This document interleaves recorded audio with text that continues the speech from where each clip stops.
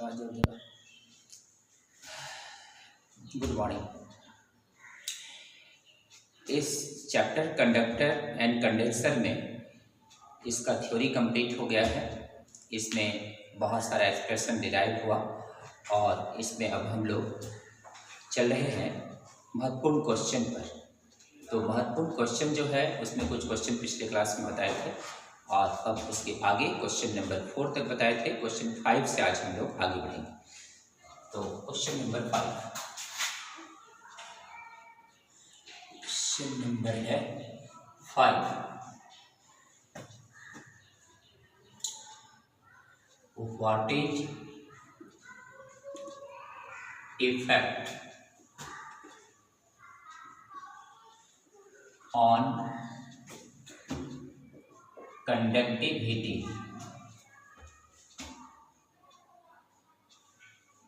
Of earth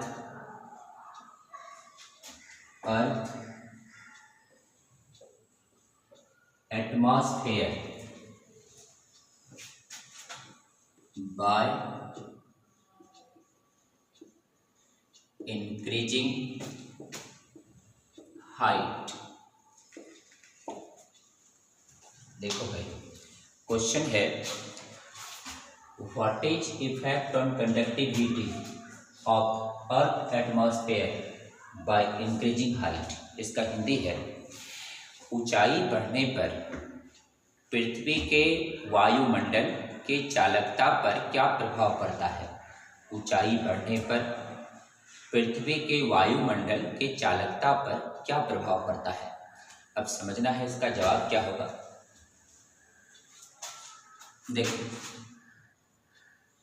ये अर्थ है, अर्थ north pole south. इसके चारों ओर आयन स्फीयर है, आयन स्फीयर। तो इसके चारों ओर आयन स्फीयर है जिसमें बहुत भारी मात्रा में चार्ज मौजूद है, जिसमें भारी मात्रा में चार्ज मौजूद है। तो ये चार्ज इसमें मौजूद है। तो अगर हम हाइट को इंक्रीज करते हैं तो इफ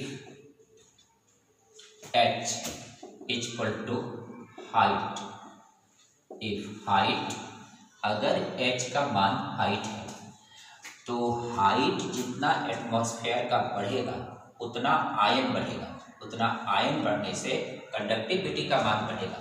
तो यहाँ पे लिख सकते हैं h का मान, अगर यहाँ पे ऐसा करते हैं, इसको मान लेते हैं लेट और यहाँ पे लिख लेते हैं इफ h अगर इंक्रीज किया देन कह सकते हैं conductivity also increases,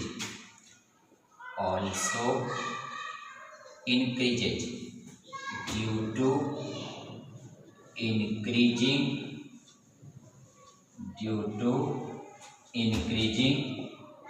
ionisation, due to ionization. देखो भाई, इसका मतलब हुआ पृथ्वी के चारों ओर आयन मंडल मौजूद है और आयन मंडल में आवेश है। तो पृथ्वी से हम लोग जितने ऊंचाई पर जाएंगे उतना आयन की मात्रा बढ़ती है और आयन की मात्रा बढ़ने से कंडक्टिविटी का मान बढ़ जाएगा। तो कह सकते हैं कि जब पृथ्वी के सतह से वायुमंडल में ऊपर की ओर जाते हैं तो लगभग 400 किलोमीटर तक आयनमंडल मौजूद है और वहाँ तक चालकता का मान बढ़ता है। तो याद रखना है कि पृथ्वी के वायुमंडल में ऊंचाई बढ़ने से चालकता का मान बढ़ता है। तो ये था question, what is effect on conductivity of earth atmosphere by increasing height. तो याद रखना है अर्थ के सरफेस से हाइट बढ़ने पर कंडक्टिविटी का मान बढ़ेगा, अर्थ के सरफेस से हाइट बढ़ने पर कंडक्टिविटी का मान बढ़ेगा, अर्थ के सरफेस से हाइट बढ़ने पर कंडक्टिविटी का मान बढ़ता है।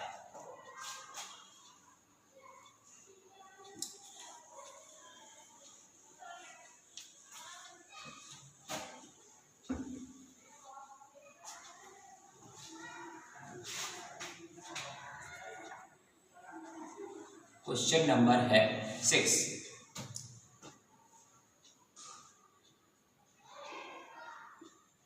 Where the energy is available in the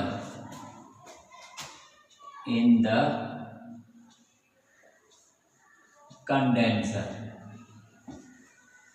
देखो भाई, नेक्स्ट क्वेश्चन है where the energy is available in the condenser. Where the energy is available in the condenser, इसका हिंदी है संधारित्र में ऊर्जा कहाँ पर होती है। संधारित्र में ऊर्जा कहाँ पर होती है। संधारित्र में ऊर्जा कहाँ पर होती है, इस क्वेश्चन का हिंदी है संधारित्र में ऊर्जा कहाँ पर होती है। देखो प्रश्न है संधारित्र जो है कैपेसिटर, इसमें ऊर्जा कहाँ पर होती है। तो ऊर्जा कहाँ पर होती है कंडेंसर में, इसको ध्यान देना है। ये कंडेंसर है और ये कंडेंसर का दो अलग अलग प्लेट है। एक प्लेट का पॉजिटिव चार्ज होता है और एक प्लेट पर नेगेटिव चार्ज होता है। इसमें क्या है, मीडियम के रूप में हो सकता है कि यहाँ पर एयर हो, मीडियम के रूप में हो सकता है उसके बीच में कोई डाइलेक्ट्रिक भरा हुआ हो। तो मीडियम के रूप में दोनों प्लेटों के बीच में एयर हो सकता है या तो वहाँ पर डाइलेक्ट्रिक भी हो सकता है। तो ऊर्जा इसी डाइलेक्ट्रिक मीडियम में ही जमा हो जाती है। तो डाइलेक्ट्रिक मीडियम में ही ऊर्जा मौजूद होती है। तो हम लोग कह सकते हैं कि the energy is available in the dielectric medium between both plates of the condenser. इसका हिंदी हुआ कि संधारित्र के दोनों प्लेटों के बीच उसके माध्यम में ऊर्जा मौजूद होती है। तो यहाँ पर याद रखना है, यहीं पर जो डाइलेक्ट्रिक मीडियम हो या कोई भी मीडियम हो, तो एनर्जी यहीं पर मौजूद रहता है। तो energy is available in the medium between both plates. तो याद रखना है संधारित्र के दोनों प्लेटों के बीच जो माध्यम है उसी में ऊर्जा मौजूद रहती है। तो संधारित्र के दोनों प्लेट के बीच के माध्यम में ऊर्जा मौजूद होती है। तो इसका आंसर यही है कि संधारित्र के दोनों प्लेटों के बीच के माध्यम में ऊर्जा मौजूद होती है। तो समझ में आ गया होगा। अगर क्वेश्चन आता है कि कंडेंसर में ऊर्जा होती है, कितनी होती है ऊर्जा कंडेंसर का ऊर्जा पीछे पढ़ाए थे, हाफ CV² होता है। तो कंडेंसर की ऊर्जा कहाँ होती है, तो कंडेंसर की ऊर्जा होती है उसके दोनों प्लेटों के बीच जो माध्यम है उसी माध्यम में जमा होती है। अगर वो माध्यम हवा है तो वो हवा में ऊर्जा होगी, अगर वो माध्यम कोई डाइलेक्ट्रिक है तो उस डाइलेक्ट्रिक में ऊर्जा होगी। तो याद रखना है कंडेंसर के दोनों प्लेट के जो बीच में डाइलेक्ट्रिक है उसी में ऊर्जा होती है।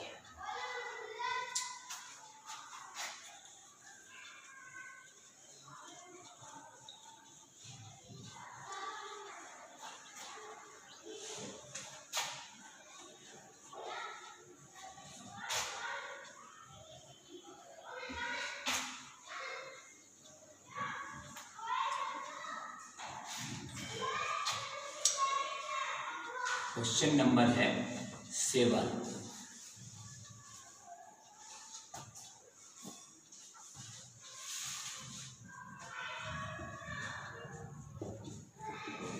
What is the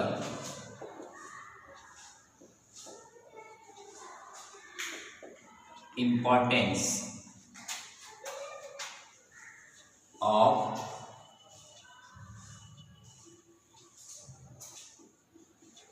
second plate of capacitor. यहाँ इससे लाइटिंग हो जाता है, इसको बंद कर दो। देखो क्वेश्चन है what is the importance of second plate of capacitor. तो इसका हिंदी है संधारित्र के दूसरे प्लेट का क्या महत्व है। ये भी एग्जाम में क्वेश्चन आते रहता है, संधारित्र के दूसरे प्लेट का क्या महत्व है। देखो, क्लास में पहले पढ़ाए थे कि संधारित्र के दूसरे प्लेट का यही महत्व है कि जब प्रिंसिपल पढ़ाए थे, प्रिंसिपल ऑफ कंडेंसर, तो उसमें बताए होंगे कि एक प्लेट से कभी कंडेंसर नहीं बनाया जा सकता, क्योंकि एक प्लेट पर चार्जिंग करते हैं तो उसके चार्ज बढ़ाने के लिए दूसरे प्लेट को अर्थ करना पड़ता है। इसलिए दूसरे प्लेट का यही महत्व है कि दूसरे प्लेट को अर्थ करने से उसमें निगेटिव चार्ज आता है, जिसके चलते पहले प्लेट पर भी पॉजिटिव चार्ज आने लगता है। तो दूसरे प्लेट के यही महत्व है, उसमें चार्ज बढ़ाने से कैपेसिटी बढ़ जाती है। देखो भाई, ये कंडेंसर है और इस प्रकार के कंडेंसर में क्वेश्चन है दूसरे प्लेट का क्या महत्व है। तो दूसरे प्लेट का यही महत्व है कि इस प्लेट पर पॉजिटिव चार्ज दिए, पॉजिटिव चार्ज इस पे आना रुक जाता है एक प्लेट पर। दूसरे प्लेट को अगर हम अर्थ कर देते हैं, इस पे निगेटिव चार्ज आ गया, जैसे इस पे निगेटिव चार्ज आया, म्यूचुअल अट्रैक्शन से इस पर पॉजिटिव चार्ज और आने लगता है, पॉजिटिव चार्ज आने लगता है, इस पर निगेटिव आने लगता है, और इस कारण से यहाँ पर ये प्लेट X, ये प्लेट Y है। तो कैपेसिटी पढ़ाए थे, चार्ज के प्रोपोर्शनल है, तो यहाँ पे लिख सकते हैं इफ़ Q का मान इंक्रीज हो जाता है, तो अगर Q का मान इंक्रीज हो जाता है तो देन कैपेसिटी का मान भी क्या होगा, इंक्रीज हो जाएगा, इंक्रीज कर जाएगा। तो याद रखना है, इसका आंसर यही होगा। The second plate is useful to increase the charge in the condenser which is useful to increase the capacity of that conductor। इसका मतलब हुआ कि दूसरे, इसका हिंदी मीडियम वाले के लिए याद रखना है, हिंदी मीडियम वाले के लिए इस तरह से लिख सकते हैं कि संधारित्र के दूसरे प्लेट का यही महत्व है कि चूंकि पहले प्लेट पर धन आवेश होता है और उसके आवेश की मात्रा को बढ़ाने के लिए दूसरे प्लेट को ऋण आवेशित किया जाता है, भू संपर्कित किया जाता है। ऋण आवेश दूसरे प्लेट पर बढ़ने से पहले प्लेट पर भी धन आवेश बढ़ने लगता है, जिसके चलते उसके चार्ज का मान बढ़ जाता है, आवेश बढ़ जाता है, इसलिए इसकी कैपेसिटी का मान बढ़ जाता है। तो दूसरे प्लेट का यही महत्व है कि उसमें चार्ज बढ़ाने के लिए उस दूसरे प्लेट का महत्व है, क्योंकि चार्ज बढ़ने से कैपेसिटी का मान बढ़ जाता है। तो ये था what is the importance of second plate of condenser. तो कंडेंसर के सेकेंड प्लेट का यही महत्व है कि चार्ज बढ़ाने, इसका अर्थ करने से इस पर चार्ज बढ़ा, इस पर चार्ज बढ़ा तो इस पर भी चार्ज बढ़ जाएगा, और फिर यहाँ पर इसका इंक्रीज कर जाएगा, कैपेसिटी का मान भी बढ़ जाएगा।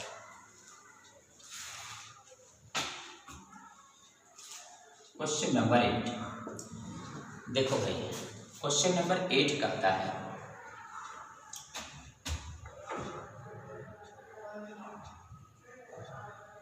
what is the difference between the capacitor and cell।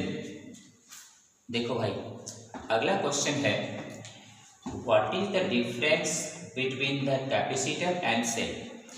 संधारित्र, इसका हिंदी है संधारित्र और सेल में क्या अंतर है। संधारित्र और सेल में क्या अंतर है। तो संधारित्र और सेल में क्या अंतर है। देखो, अगर हम संधारित्र की बात करें तो ये कंडेंसर का सिंबल है, इसका ये प्लेट पॉजिटिव और ये निगेटिव। ये है कैपेसिटर। कैपेसिटर जो है, capacitor useful to store the electrical energy. देखो भाई, संधारित्र जो है ये विद्युत ऊर्जा को संचित करने में उपयोग होता है, और सेल, ये सेल है।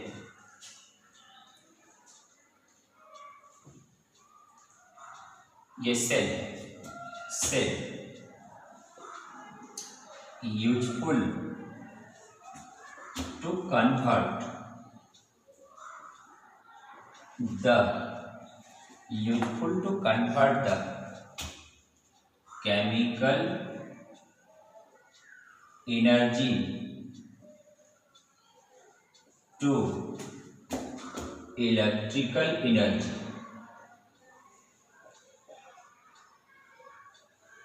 Electrical energy.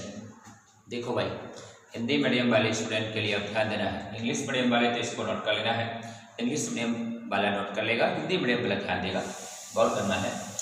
संधारित्र। संधारित्र का उपयोग विद्युत ऊर्जा को संचित करने में होता है। संधारित्र का उपयोग विद्युत ऊर्जा को संचित करने में होता है। बैटरी। बैटरी का उपयोग रासायनिक ऊर्जा को विद्युत ऊर्जा में बदलने में होता है। बैटरी सेल का उपयोग रासायनिक ऊर्जा को विद्युत ऊर्जा में बदलने में होता है। सेल का उपयोग रासायनिक ऊर्जा को विद्युत ऊर्जा में बदलने में होता है। तो देखो भाई, पिछले जितने से पार्ट में पहले बताया गया है, सभी पार्ट में सारे पॉइंट का हिंदी में भी बोला गया है। फिर भी बहुत सारी हिंदी मीडियम का स्टूडेंट कहना है हिंदी। तो देखो, हिंदी कुछ प्रॉब्लम नहीं होना चाहिए। सारे चौका हिंदी भी बोलते जा रहे हैं, इंग्लिश भी लिखते जा रहे हैं बोर्ड पर, हिंदी भी बोलते जा रहे हैं, उसको नोट करना है। तो यहाँ पर इसका हिंदी हो गया कि संधारित्र का उपयोग विद्युत ऊर्जा को संचित करने में होता है, और सेल का उपयोग रासायनिक ऊर्जा को विद्युत ऊर्जा में बदलने में होता है। इसको नीचे लिख देना है, इसका जवाब हो जाएगा। अब आगे है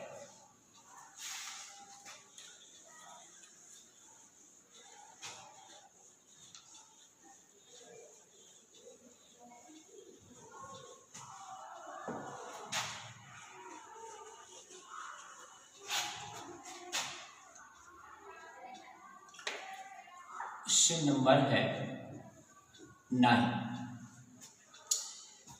क्वेश्चन नंबर 9 पर अब ध्यान देना है। क्वेश्चन नंबर 9 है, when two conductors are connected, then the energy decreases। Why? देखो भाई, when two conductors are connected then the energy decreases। Why? इसका हिंदी है, जब दो चालक को जोड़ा जाता है उसकी ऊर्जा घट जाती है। क्यों? जब दो चालक को जोड़ा जाता है तब उसकी ऊर्जा घट जाती है। क्यों? देखो भाई, ये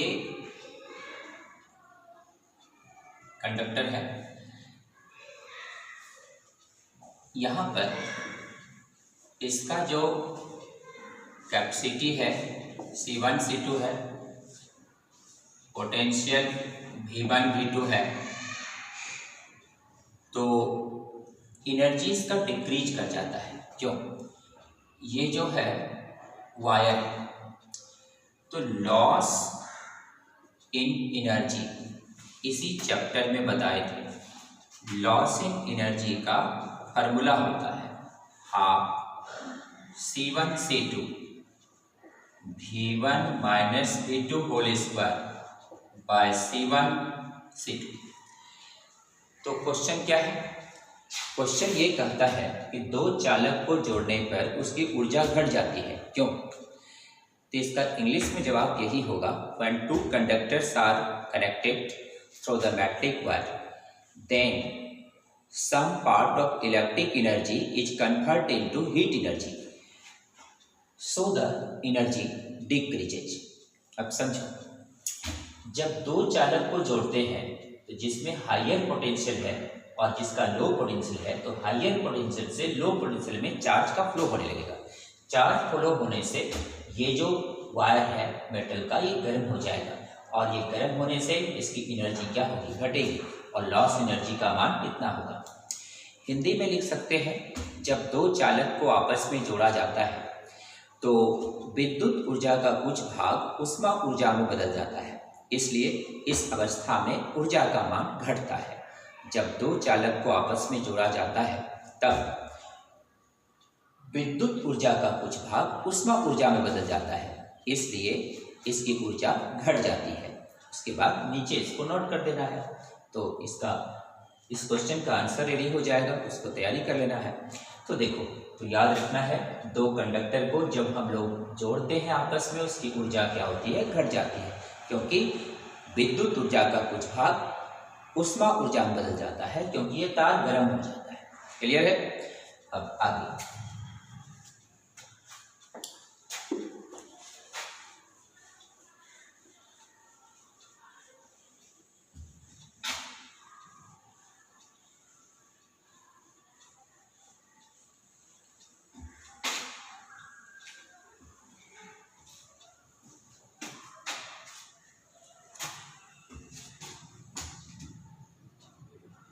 क्वेश्चन नंबर 10।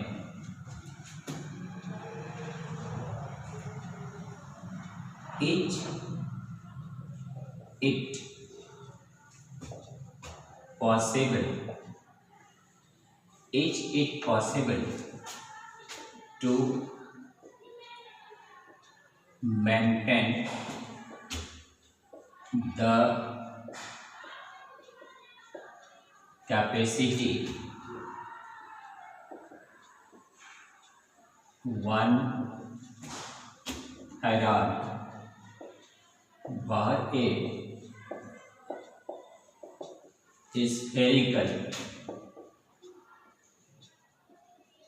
कंडक्टर। देखो भाई, सभी क्वेश्चन इसी चैप्टर के कंसेप्ट पर आधारित है, प्रिंसिपल पर आधारित है, गौर करना है। अब अगले क्वेश्चन नंबर 10 पर, is it possible to maintain the capacity 1 farad by a spherical conductor. इसका हिंदी है, क्या यह संभव है कि किसी गोलाकार चालक की धारिता 1 फैराड हो? क्या यह संभव है कि किसी गोलाकार चालक की धारिता 1 फैराड हो? देखो, ये एक गोलाकार चालक है, it is the spherical conductor. इसके रेडियस को मान लेते हैं r। इसकी कैपेसिटी कितनी दी हुई है?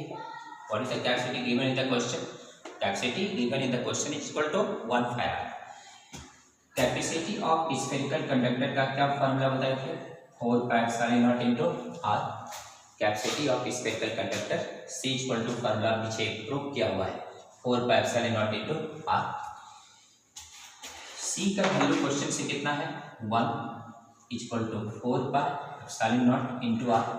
देयरफॉर r का मान कितना हो जाएगा? 1/4πε0। क्लियर है यहाँ तक? इसका वैल्यू बताए हैं क्लास में पहले, 9 × 10⁻⁹। इसमें आएगा यूनिट क्या होगा इसका? रेडियस का यूनिट क्या होगा? मीटर, क्योंकि इसका वैल्यू क्या है? SI में है। SI में वैल्यू क्या होगा इसका? रेडियस का मीटर। अब करो, अगर ये मीटर है तो यहाँ पर हम लोग देख सकते हैं कि R इक्वल टू 9 × 10⁻⁶ किलोमीटर हो गया। 1000 से डिवाइड करेंगे, मीटर क्या हो गया? किलोमीटर हो गया। अब करो, यहाँ पे रेडियस ऑफ अर्थ कितना होता है पता होगा? रेडियस ऑफ अर्थ का मान होता है 6400 किलोमीटर।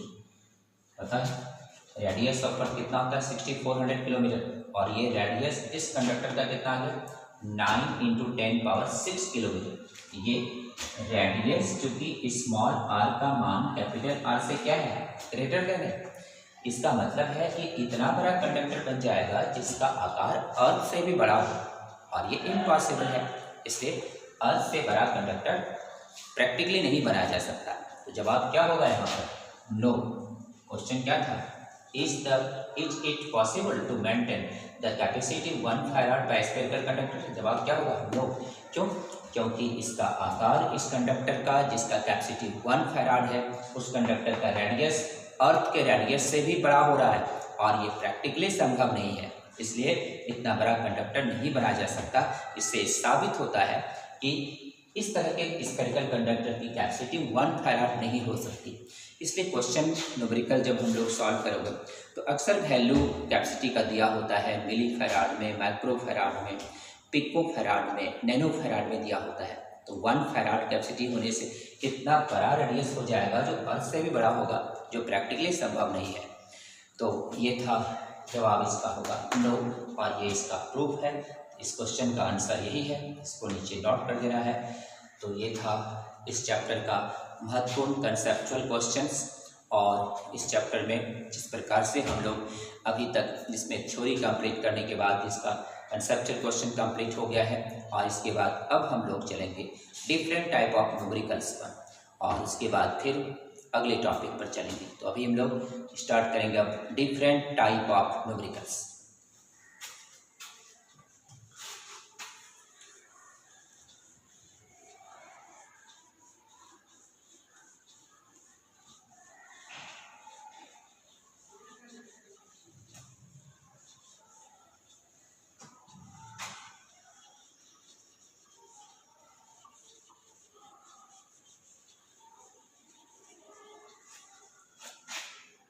तो देखो भाई, तो याद रखना है किसी स्फेरिकल कंडक्टर की कैपेसिटी अगर 1 फैराड है तो प्रैक्टिकली वो संभव नहीं है। इतना बड़ा कंडक्टर बन जाएगा कि जिसका रेडियस अर्थ के रेडियस से भी बहुत बड़ा होगा, जो प्रैक्टिकली संभव नहीं होगा बनाना। इसलिए हम लोग कह सकते हैं कि 1 फैराड कैपेसिटी वाला स्फेरिकल कंडक्टर नहीं बनाया जा सकता। और अब हम लोग चलेंगे डिफरेंट टाइप ऑफ न्यूमेरिकल्स।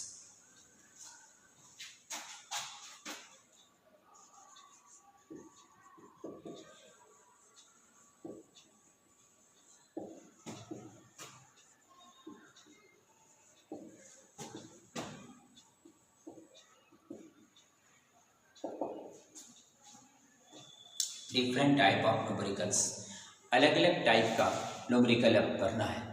देखो question number 1,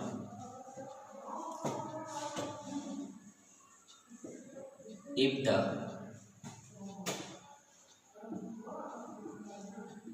radius of a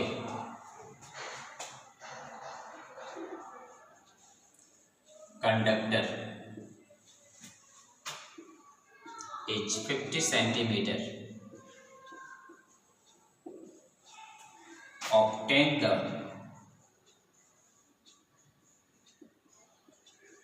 capacity। देखो भाई, इस क्वेश्चन का हिंदी है, यदि चालक की त्रिज्या 50 सेंटीमीटर हो तो इसका धारिता निकालें। यदि चालक की त्रिज्या 50 सेंटीमीटर हो तब उसका धारिता निकालें। देखो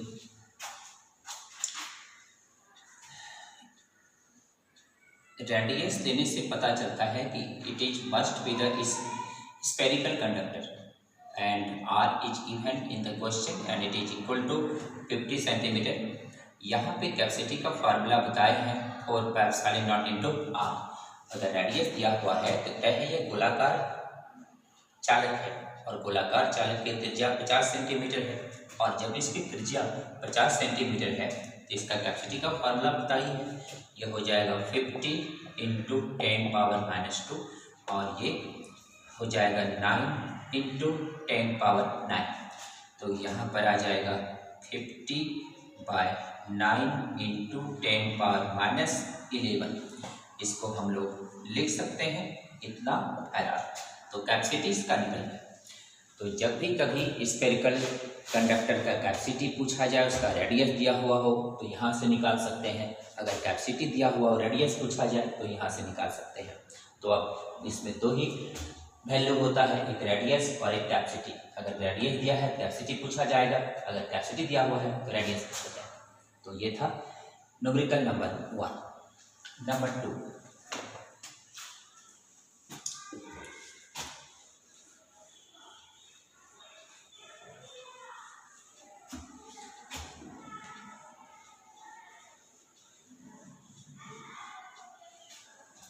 देखो भाई, अब न्यूमेरिकल नंबर 2 में है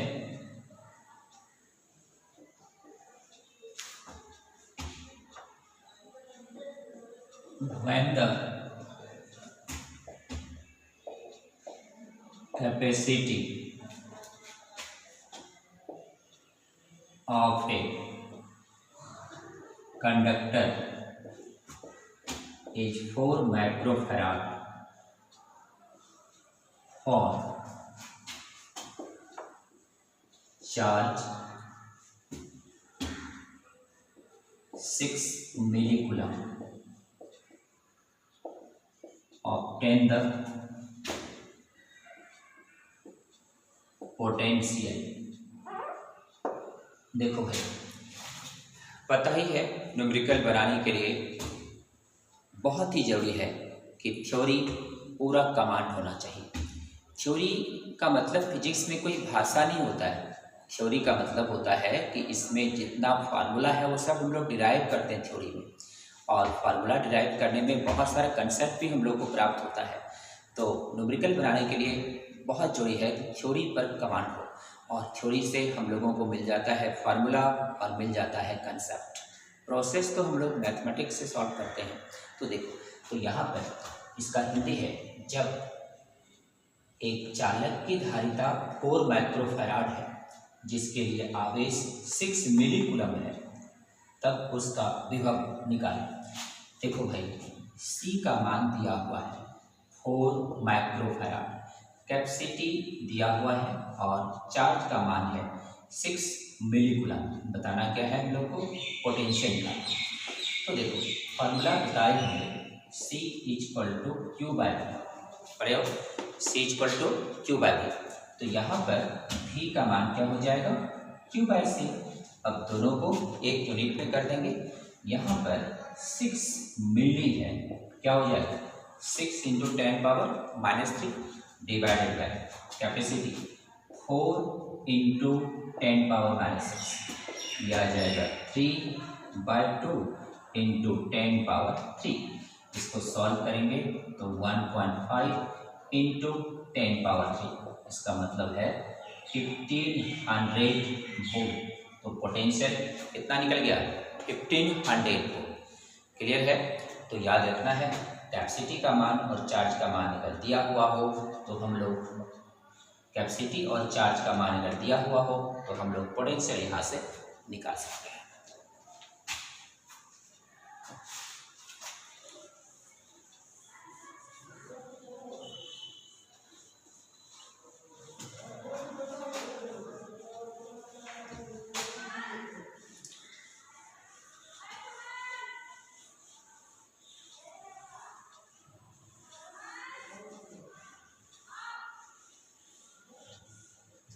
तो क्वेश्चन नंबर 2 नोट हो गया, समझ में आ गया है? तो अगर कैपेसिटी दिया हुआ हो, चार्ज दिया हुआ हो, पोटेंशियल निकाल सकते हैं। V = Q/C, दोनों को सेम यूनिट में पुट किए, सॉल्व किए, आंसर कितना आ गया? 1500 वोल्ट। क्वेश्चन नंबर है 3, इफ द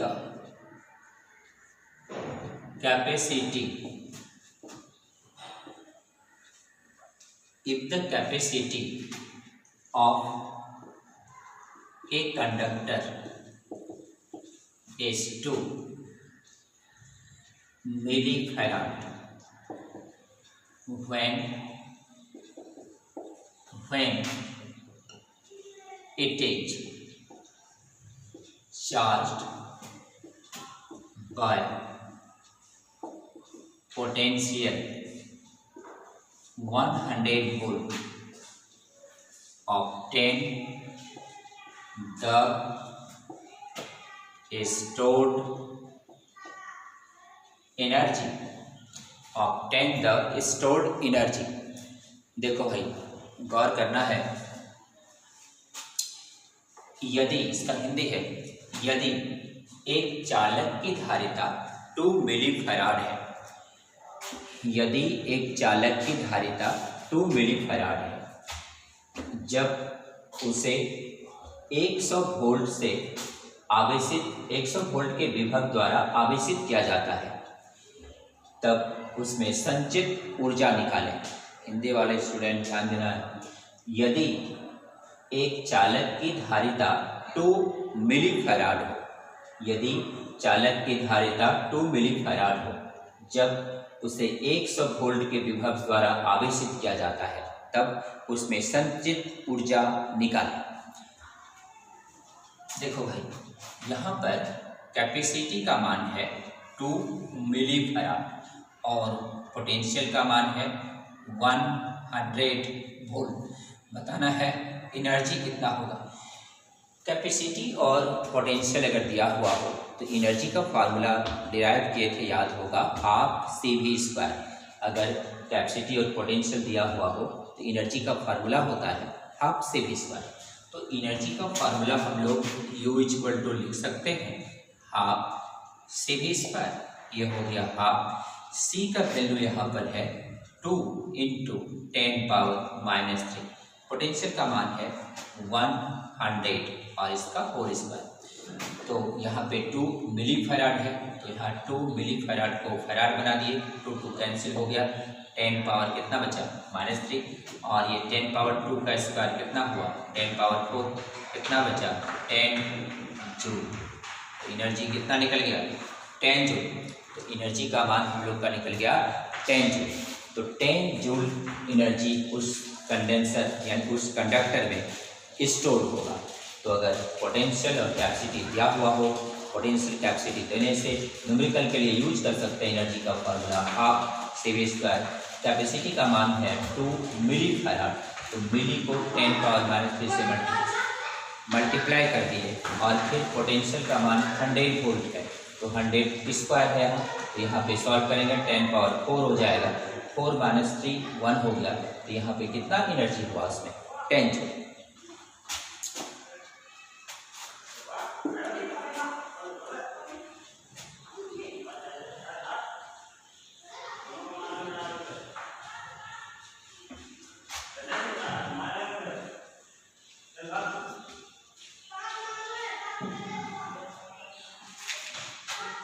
देखो भाई, question number 4।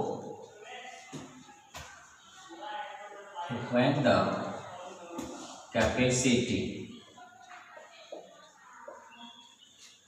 capacity of two different conductors are 2 microfarad and 3 microfarad,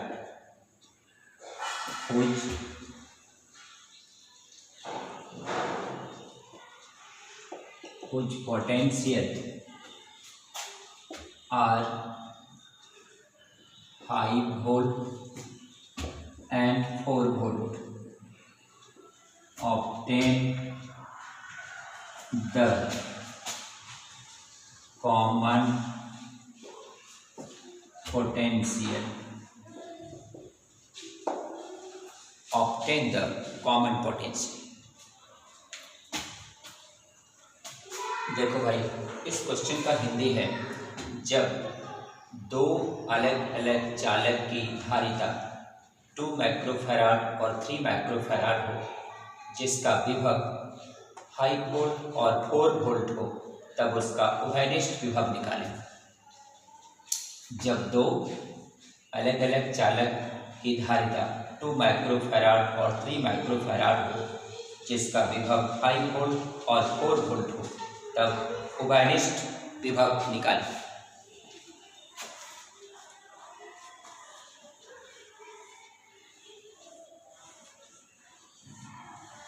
उभयनिष्ठ विभव का पीछे क्लास में थ्योरी बताए थे इसी चैप्टर में। उभयनिष्ठ विभव का फॉर्मूला होता है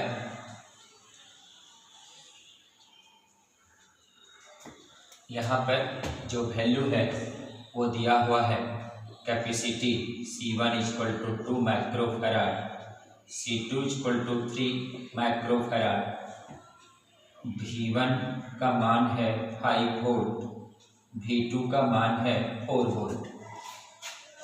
कैपेसिटी इतना इतना है। अब यहाँ से कॉमन पोटेंशियल का फार्मूला है C1V1 plus C2V2 by C1 plus C2।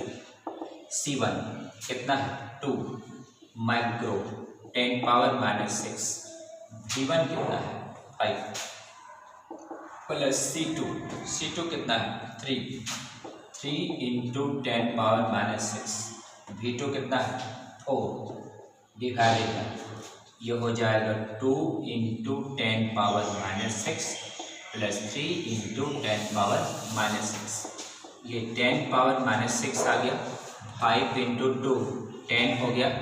4 into 3 12 हो गया डिवाइडेड बाय 10⁻⁻⁶। ये 2 प्लस 3 10⁻⁻⁶ कैंसिल हो गया।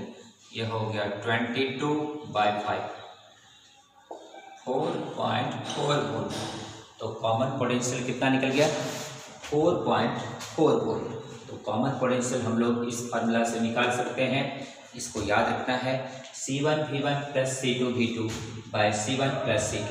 तो कभी भी किसी भी न्यूमेरिकल में अगर दो अलग अलग कंडक्टर है, दोनों कंडक्टर का अगर पोटेंशियल दिया हुआ है, दोनों कंडक्टर का अगर कैपेसिटी दिया हुआ है, कॉमन पोटेंशियल पूछा जाता है, तो हम लोग यही फार्मूला का यूज करके इस तरह के न्यूमेरिकल को सॉल्व कर सकते हैं।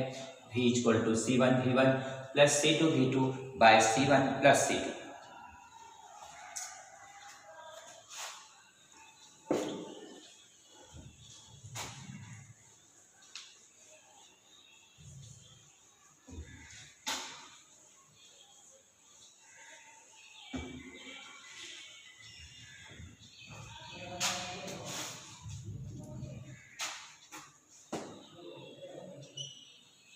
देखो भाई क्वेश्चन नंबर है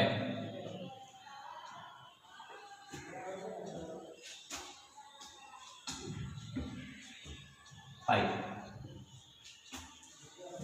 क्वेश्चन नंबर 5। तो क्वेश्चन नंबर 1 में हम लोग क्या निकालने सीखे कि अगर रेडियस दिया हुआ है तो कैपेसिटी कितना होगा। क्वेश्चन नंबर 2 में क्या देखें कि अगर किसी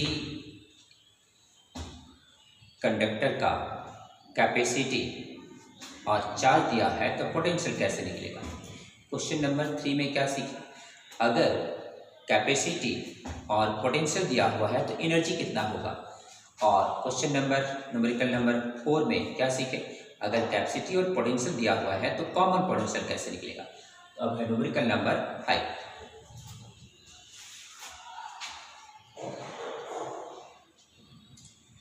$125 identical conductors, each of charge 4 coulomb are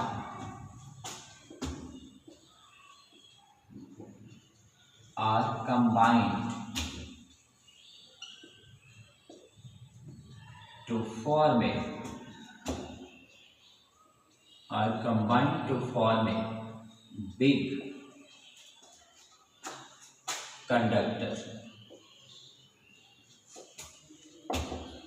What is its charge। देखो भाई न्यूमेरिकल नंबर 5 सामने है। न्यूमेरिकल नंबर 5 में लिखा हुआ है यदि 125 एक समान चालक जिसमें प्रत्येक पर आवेश 4 कूलम्ब हो, वो सभी मिलकर एक बड़ा चालक बनाता हो तो उस पर आवेश कितना है। इसका हिंदी है यदि 125 एक समान चालक जिसमें प्रत्येक पर आवेश 4 कूलम्ब हो मिलकर एक बड़ा चालक बनाता हो तब उस पर आवेश कितना है। देखो ये एक स्मॉल कंडक्टर है, इस तरह के स्मॉल कंडक्टर का चार्ज मान लीजिए स्मॉल क्यू, और स्मॉल क्यू का वैल्यू कितना है क्वेश्चन में 4 कूलम। ये सब ऐसा ऐसा छोटा छोटा कितना कंडक्टर है 125, ये सब 125 कंडक्टर मिलकर के क्या बना है बिग। इस बिग कंडक्टर पे चार्ज मान लिया कितना है क्यू, तो यही कैपिटल क्यू हम लोगों को निकालना है। देखो समझो, न्यूमेरिकल कोई भी कठिन और कोई भी हल्का नहीं होता है, यानी कोई न्यूमेरिकल हार्ड या कोई न्यूमेरिकल बहुत इजी नहीं होता है।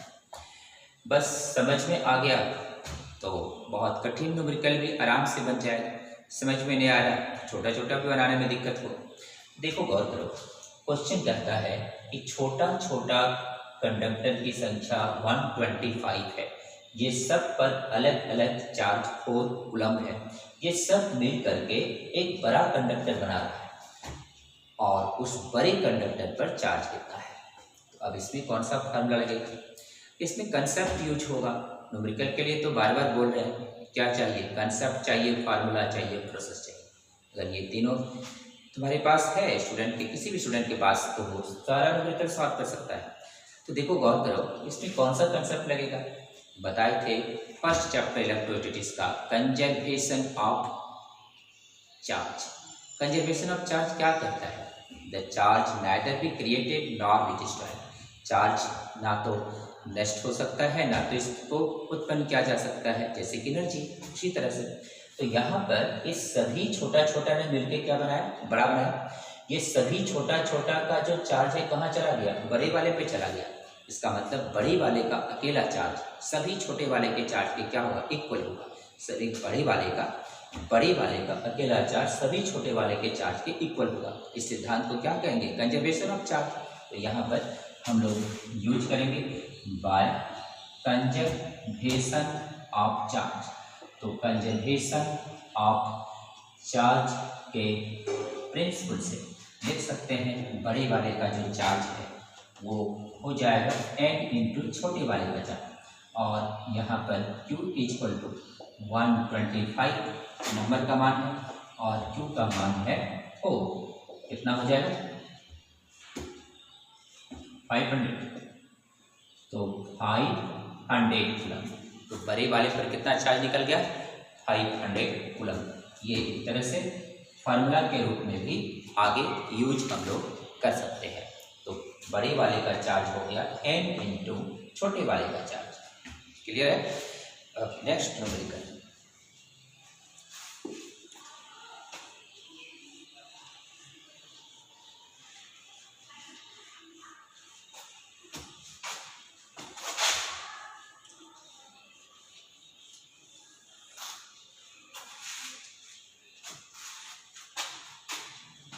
देखो भाई numerical number 6, 64 identical conductors each of capacity 5 microfarad are combined to form a big conductor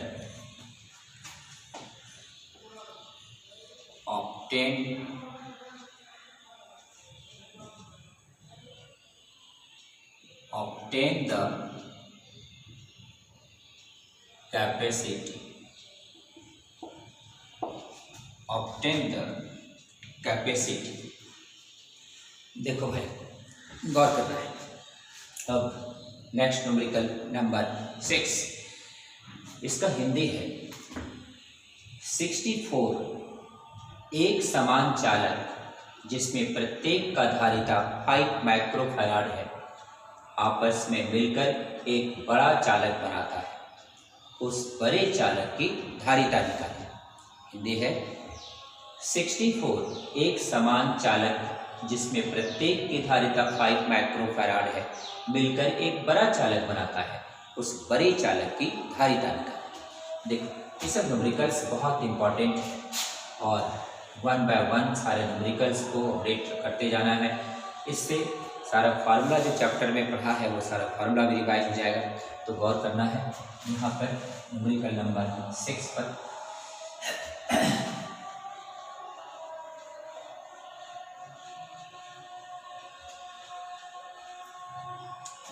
देखो भाई, ये छोटा छोटा कंडक्टर है और ये क्या बना रहा है, बड़ा conductor.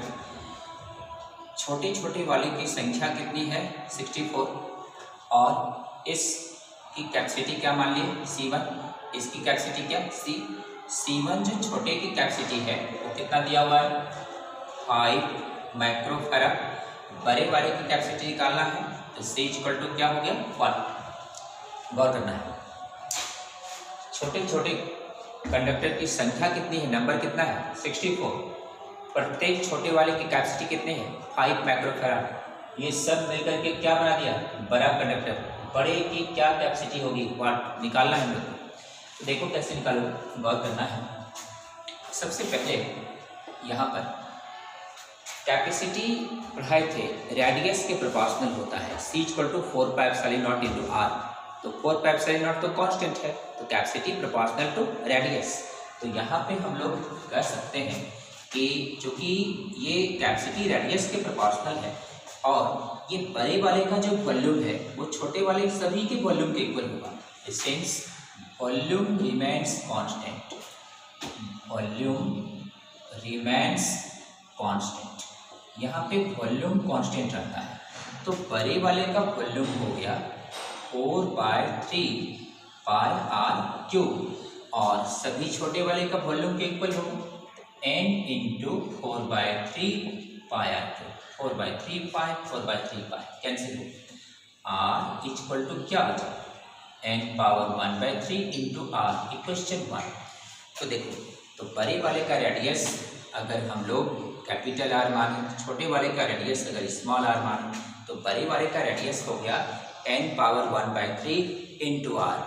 r = capital R = n⁻⁴ × r। अब देखो भाई, यहाँ पर दूसरा concept, capacity is proportional to radius. Capacity radius के पीछे बताए थे प्रोपोर्शनल होता है। कैपेसिटी जब रेडियस के प्रोपोर्शनल होता है तो बड़े की कैपेसिटी बाय छोटे का कैपेसिटी प्रोपोर्शनल से इक्वल मिलाए, बड़े का रेडियस बाय छोटे का रेडियस। तो यहाँ पर ये कांस्टेंट प्रोपोर्शनल से इक्वल मिलाने में कांस्टेंट कैंसिल हो गई। अब देखो इक्वेशन 1 से हम लोग आते हैं। इक्वेशन 1 में बड़े वाले का रेडियस कितना है, n⁻⁴ × स्मॉल r। तो हो जाएगा C/C1 = n⁻⁴ × small r by क्या, स्मॉल r। स्मॉल r यहाँ पर क्या हो, कैंसिल। तो कैपिटल बड़े वाले का कैपेसिटी हो गया n⁻⁴ × C1। ये फार्मूला निकल गया। तो बड़े वाले कंडक्टर की कैपेसिटी का फार्मूला हो गया C = n⁻⁴ × C1। ये किस कंसेप्ट का यूज हुआ इस न्यूमेरिकल को सॉल्व करने में, इसमें लगा वॉल्यूम रिमेन्स कांस्टेंट का कंसेप्ट लगा। यहाँ पे क्या हुआ, बड़े वाले का जो वॉल्यूम है अकेला वो सभी छोटे वाले के वॉल्यूम के इक्वल होगा। ऐसा न्यूमेरिकल, ऐसा क्वेश्चन मैथमेटिक्स में क्लास 10 में मेंसुरेशन में बनाया होगा। उसमें होगा कि छोटी छोटी कांच की गोली है और उसमें बड़ी बड़ी कांच की गोली बनानी है, यानी कि बड़े बड़े कांच की गोली से कितनी छोटी कांच की गोली निकलेगी। तो बड़े वाले का रेडियस अगर पता हो, छोटे वाले का रेडियस पता हो, तो बड़े वाले गोले के वॉल्यूम में अगर छोटे वाले गोले के वॉल्यूम से डिवाइड करते हैं तो बड़े वाले से कितना छोटा वाला निकलेगा उसका नंबर निकल जाता है। मेंसुरेशन में बनाया होगा मैथ में क्लास 10। उसी तरह से यहाँ पर बड़े वाले का जो वॉल्यूम है सभी छोटे वाले के वॉल्यूम के क्या होगा, इक्वल होगा। तो यहाँ पे लिख सकते हैं वॉल्यूम रिमेन्स कांस्टेंट। तो 4/3 πr³ = n × 4/3 πr³। यहाँ से रेडियस का रिलेशन निकल गया। Capacity is proportional to radius, बड़े का कैपेसिटी बाय छोटे का, प्रोपोर्शन से इक्वल मिल गया कांस्टेंट, बड़े का रेडियस कांस्टेंट, छोटे का रेडियस, कांस्टेंट कैंसिल हो गया, बड़े का मान यहाँ से बड़े रेडियस का मान यहाँ पुट कर दिए, रेडियस कैंसिल हो गया, फॉर्मूला आ गया। अब n का वैल्यू कितना दिया हुआ है 64, तो यहाँ पर हम लोग लिख सकते हैं 64 पावर कितना हो गया 1/3। C1 का मान कितना है हाइट, तो C1 का मान है हाइट छोटे वाले का, ये हो गया 4 पावर 3 इस पर पावर 1/3 इंटू 5, 3 कैंसिल, तो आंसर हो गया बड़े का कैपेसिटी कितना निकल गया 20 माइक्रोफैराड। तो छोटे वाले कंडक्टर की कैपेसिटी अगर दिया हुआ हो, उसका नंबर दिया हुआ हो, तो हम लोग इस फार्मूला से बड़े वाले का कैपेसिटी निकाल सकते हैं। इस तरह से बड़े वाले की कैपेसिटी बहुत आराम से निकाल सकते हैं। तो बड़े वाले कैपेसिटी का मान हो निकल गया 20 माइक्रोफैराड, और ये फार्मूला इस तरह के न्यूमेरिकल के लिए काफ़ी इम्पॉर्टेंट हो गया। ऐसा फार्मूला इस तरह के न्यूमेरिकल में बहुत इम्पॉर्टेंट हो गया, इस फार्मूला को याद रखना है। कंपटीशन में मान लो जी मेंस में बैठोगे या एडवांस में या नीट में या और किसी कंपटीशन एग्जाम में, तो वहाँ पर इतना करने का समय नहीं रहता है, ये फार्मूला याद रखना होगा। और इस फार्मूला से तुरंत पल भर में तुरंत निकाल सकते हैं कंपटीशन में, और इस फार्मूला को याद रखना है। लेकिन अगर क्लास 12 में आता है तो ये फिर 3 मार्क्स में अगर आता है तो फिर इस तरह से निकालना पड़ेगा इसमें, और इस तरह से निकाल के फिर इसे निकालना होगा। तो ये था numerical number 6।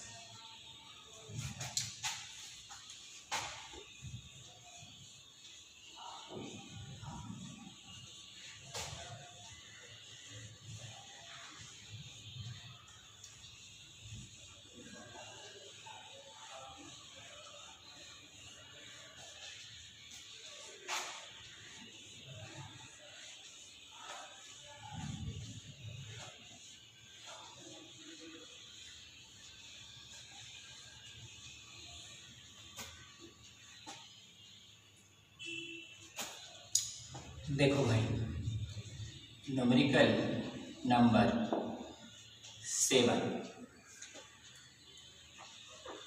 If 27 identical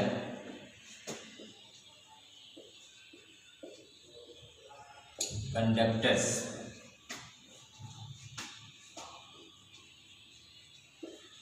each of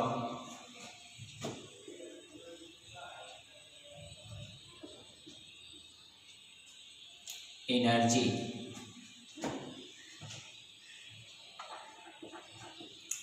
10 joule are combined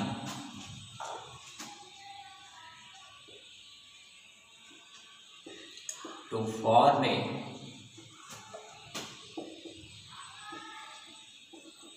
big conductors. What is the energy?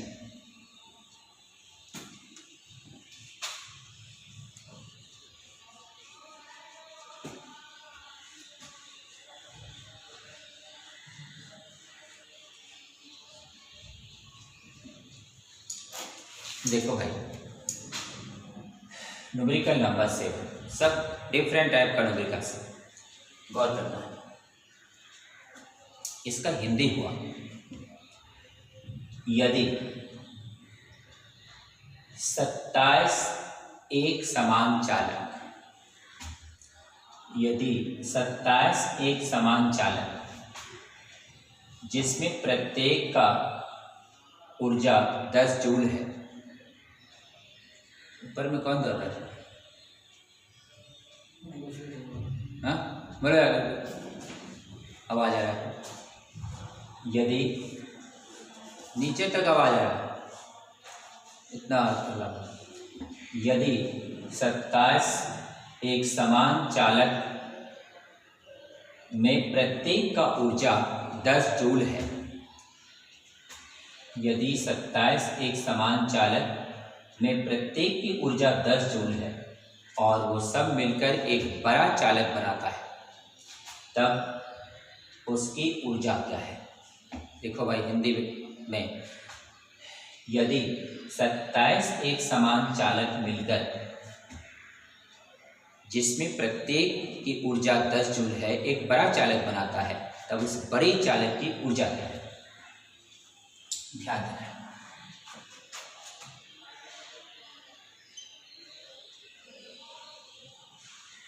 यहाँ पर इसके चार्ज को स्मॉल क्यू पीछे माने थे, इसका C1, इसका कैपेसिटी C, इसका capital Q,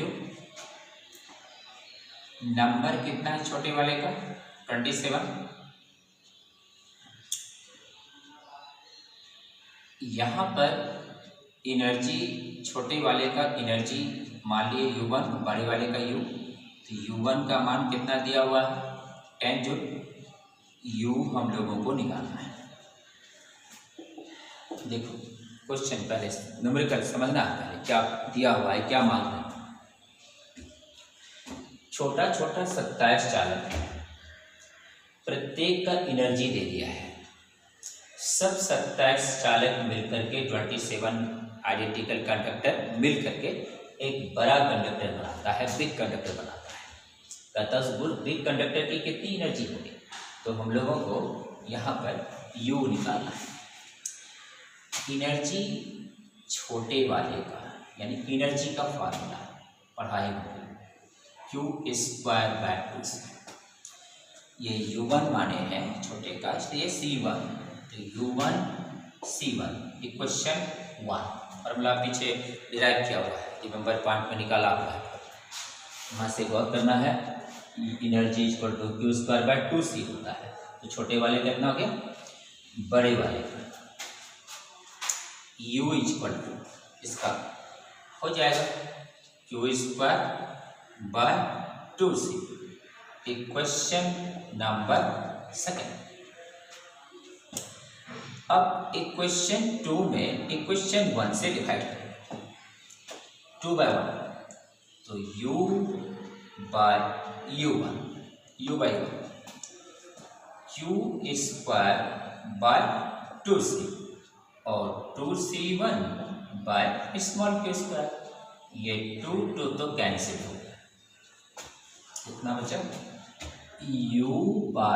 U/U1 equal to capital Q/(स्मॉल)Q होल स्क्वायर, कैपिटल Q/(स्मॉल)Q whole square into C1/C, C1/C।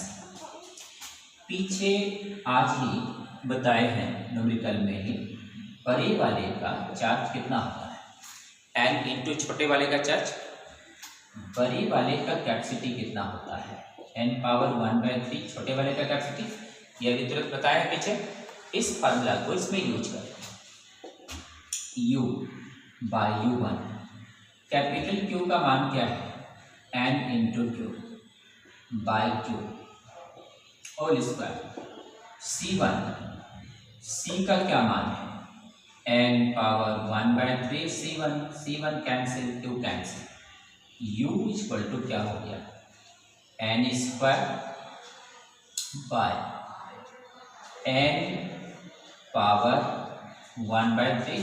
और यहाँ U1 है नीचे, उधर गया कितना हो गया U1, इसको ऊपर ले गए n⁻2-1/3 U1, 3 इंटू 2 6 -1 5, तो U इक्वल टू कितना हो गया n⁻⁵/3 U1।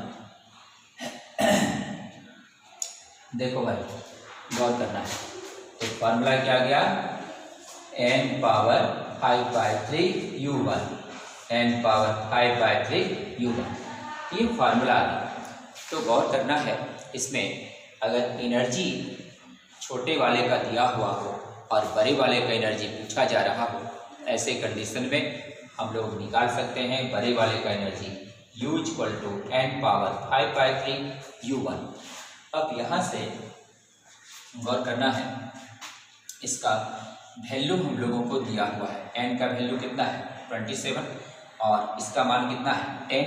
तो हम लोग यहाँ से अब इसका मान सॉल्व कर सकते हैं, वैल्यूज फार्मूला में पुट कर देंगे तो मान निकल जाएगा। तो इस समय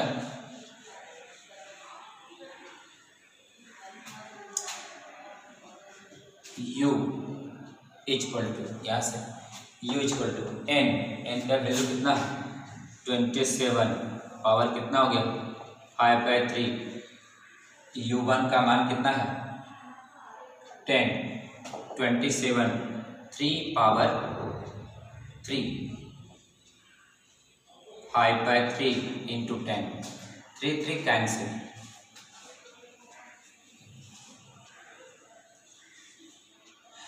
3 पावर 5 इंटू 10 और ये क्या निकला जूल, इतना जूल। तो ये एनर्जी का मान निकल।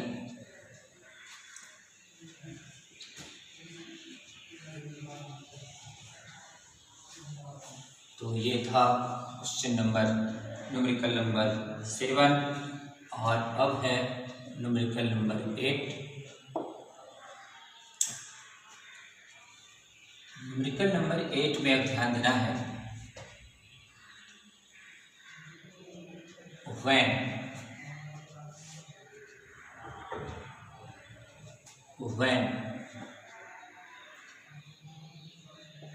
the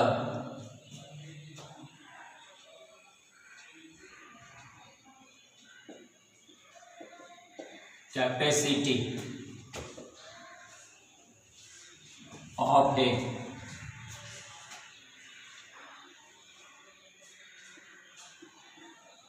condenser is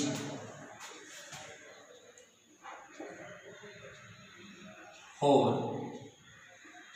nanofarad,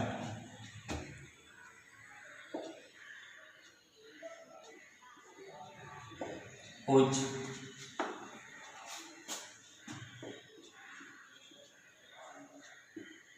charge is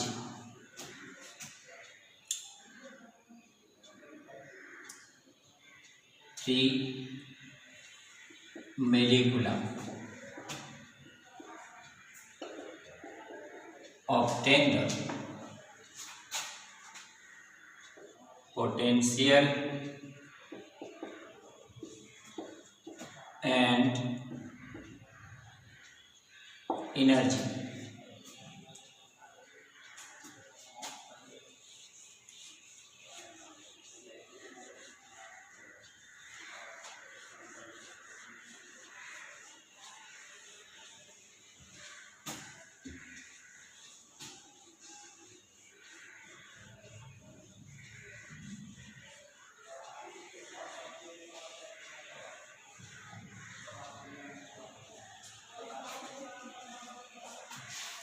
देखो भाई गौर करना है। Numerical number 8 when the capacity of a condenser is 4 nanofarad whose charge is 3 millicoulomb obtain the potential and energy। इसका हिंदी है, जब एक संधारित्र की धारिता 4 नैनोफैराड हो जिसका आवेश 3 मिलीकूलम है, तब उसका विभव और ऊर्जा निकालें।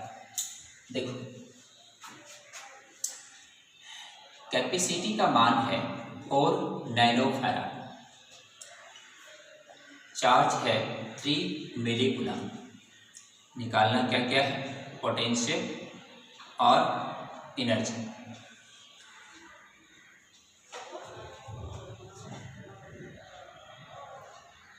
नहीं बोल पाया जा करके सर बोल नहीं करेंगे sir.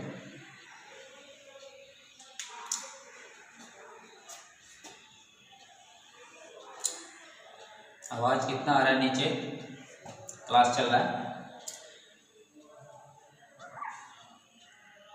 Sense C equal to Q by भी,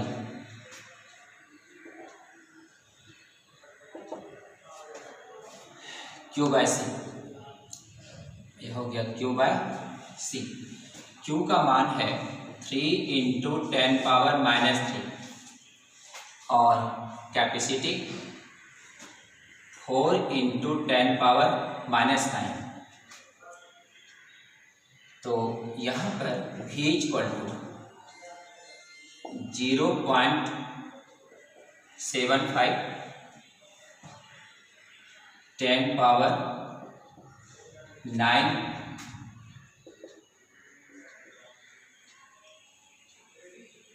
0.75 10⁻⁶,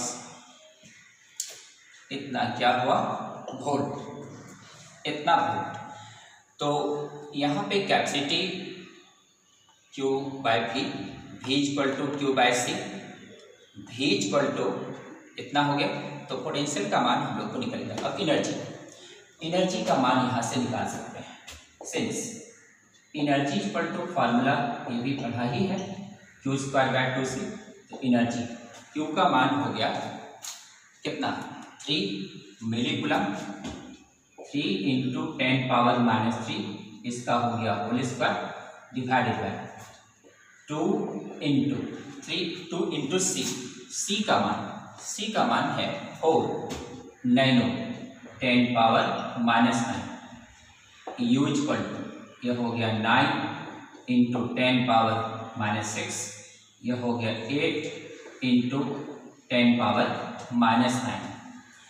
U का मान हो गया 9/8 into 10⁻⁹ U equal to 9/8 into 10⁻3, यह हो गया कितना जूल। तो देखो भाई, गौर करना है इस न्यूमेरिकल को। इसमें हम लोगों को दिया हुआ है कैपेसिटी और चार्ज का मान, दो चीज निकालना है इसमें। दो चीज क्या क्या निकालना है, पोटेंशियल। तो पोटेंशियल इक्वल टू फार्मूला है Q by C।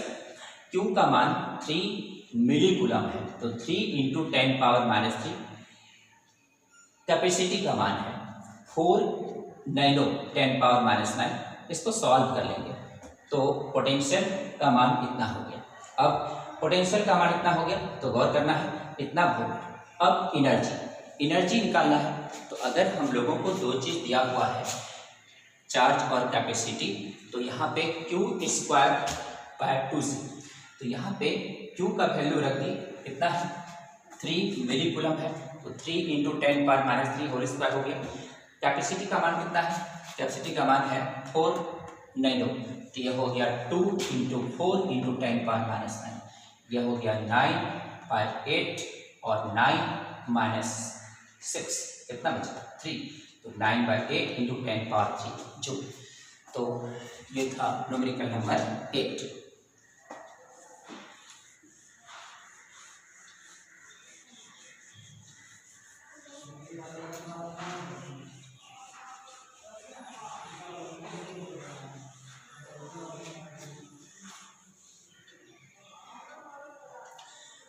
Question number है 9।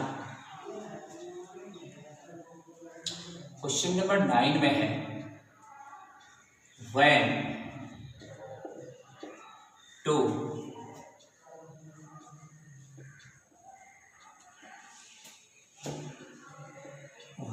2 condenser each of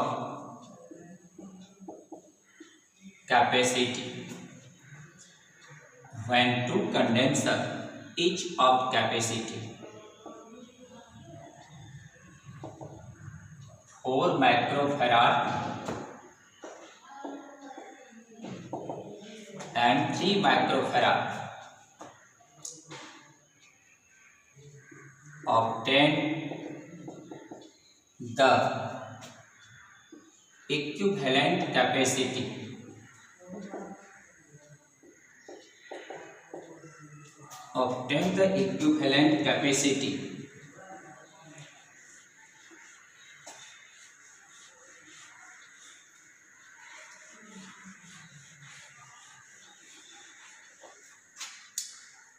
obtain the equivalent capacity in, A number में है सीरीज, बी नंबर में है पैरेलल। देखो भाई गौर करना है, क्वेश्चन है when two condenser each of capacity 4 microfarad and 3 microfarad obtain the equivalent capacity, A number में है सीरीज, बी नंबर में है पैरेलल। इसका हिंदी हुआ जब दो संधारित्र का धारिता 4 माइक्रोफैराड और 3 माइक्रोफैराड है तब उसका समतुल्य धारिता निकालें, तब उसका समतुल्य धारिता निकालें। गौर, यहाँ पे कैपेसिटी का मान है 4 माइक्रोफैराड, दूसरा है 3 माइक्रोफैराड। ए नंबर में क्या है? सीरीज है। तो सीरीज के लिए क्या फॉर्मूला बताए थे? 1/C1 plus 1/C2। इसका series connection of condenser part number 5 में होगा। कनेक्शन यानी कि कॉम्बिनेशन यानी कि ग्रुपिंग ऑफ कंडेंसर, उसमें 2 टाइप का बताए थे थ्योरीज का, series connection of condenser and parallel connection of condenser. तो सीरीज कनेक्शन ऑफ कंडेंसर का पूरा डिटेल थ्योरी था, उसमें सेम चार्ज होना चाहिए, डिफरेंट पोटेंशियल होना चाहिए। अगर बहुत सारा कंडेंसर जुड़ा हुआ हो तो 1/C = 1/C1 plus 1/C2 plus 1/C3 plus dot dot dot plus 1/Cn होता है। तो यहाँ पर 2 ही कंडेंसर है, तो 2 कंडेंसर है तो क्या करेंगे? 1/C = 1/C1 प्लस 1/C2, तो 1/C = 1/C1 प्लस 1/C2 होगा। तो देखो यहाँ पे हो गया ये 1/4 प्लस 1/3, 1/C = इसका एलसीएम हो जाएगा 4 × 3 12 और ये हो जाएगा 3 + 4, तो C = हो जाएगा 12/7 माइक्रोफैराड। तो ये इसका आंसर आ गया। और यहाँ पर कैपेसिटी सीरीज कनेक्शन में दोनों अगर रहेगा, इसका हो गया 12/7 माइक्रोफैराड। अब ध्यान देना है आगे,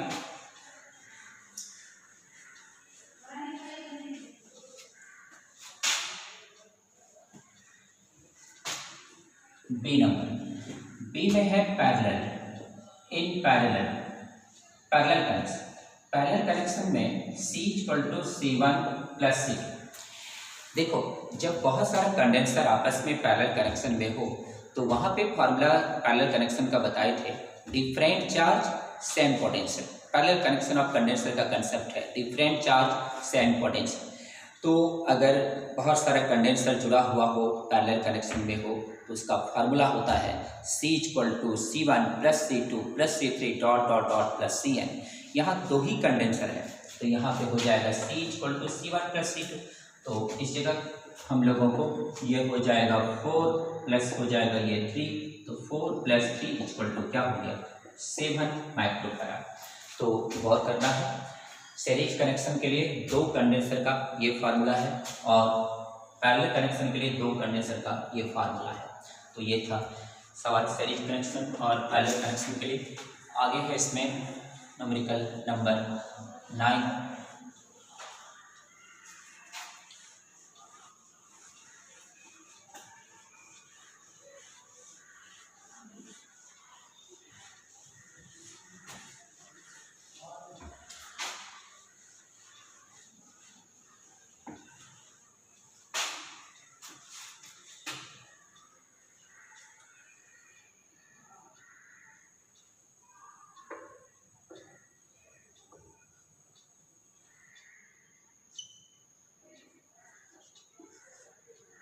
देखो भाई,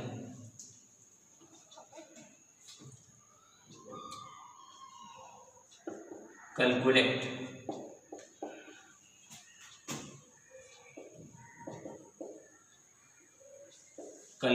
द इक्विवेलेंट कैपेसिटी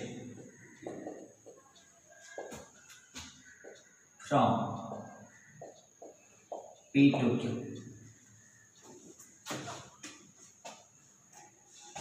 इसका हिंदी हुआ P से Q तक समतुल्य धारिता निकालें। P से Q तक समतुल्य धारिता निकालें। देखो भाई,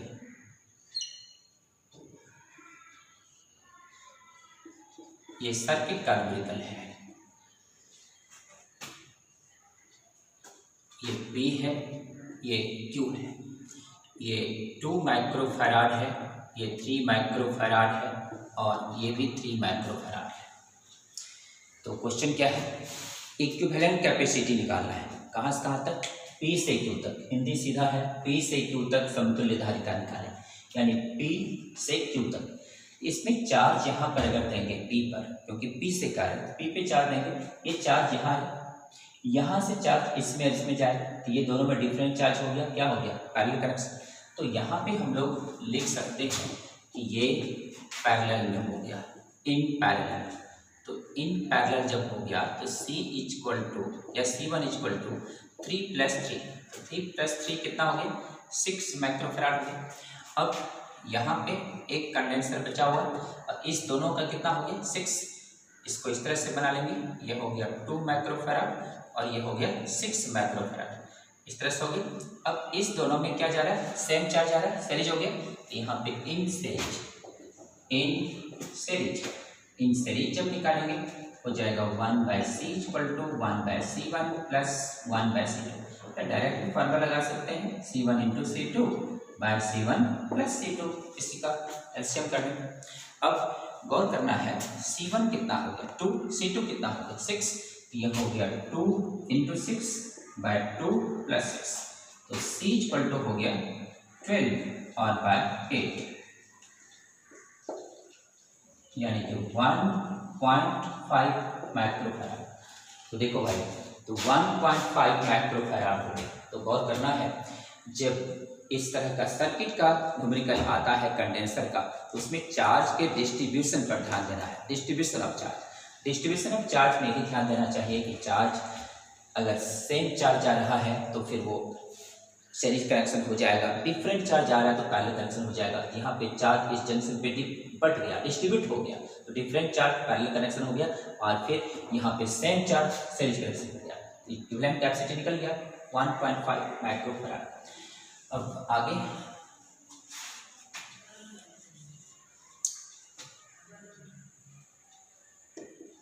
नंबर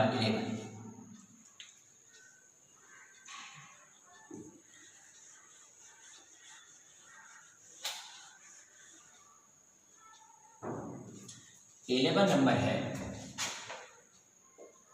A to B। देखो, calculate the equivalent capacity from A to B।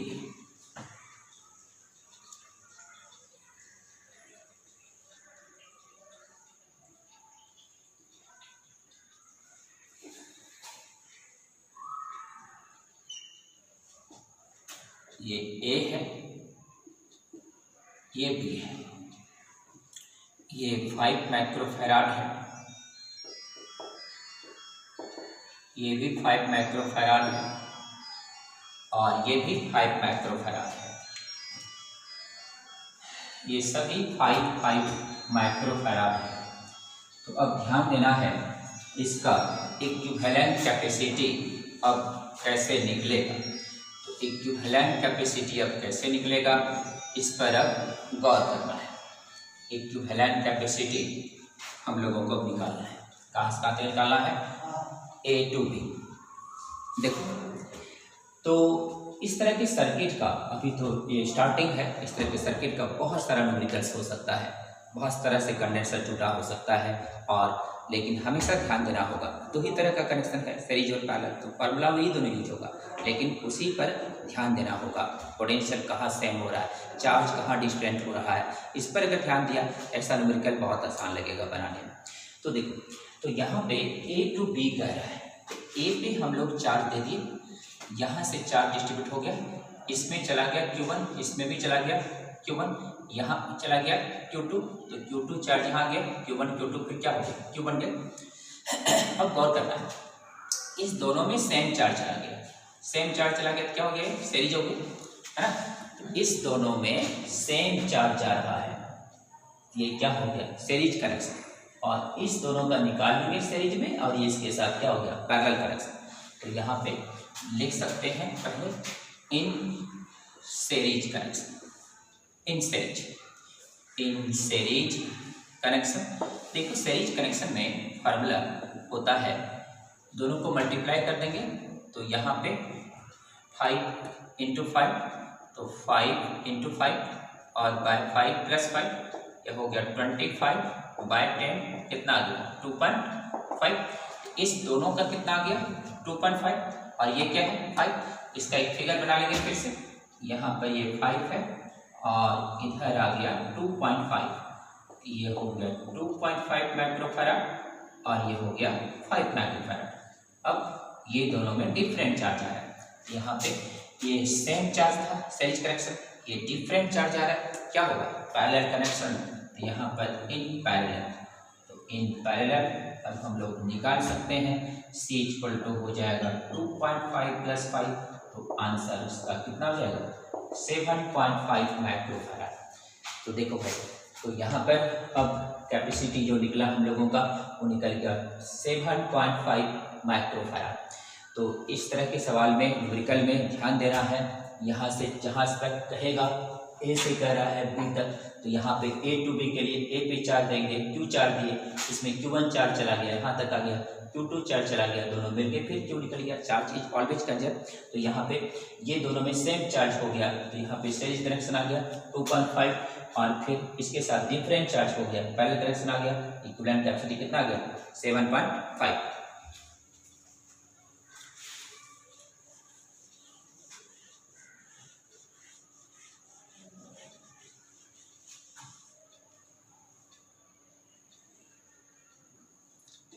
Numerical number 12. Calculate the equivalent capacity from n to n.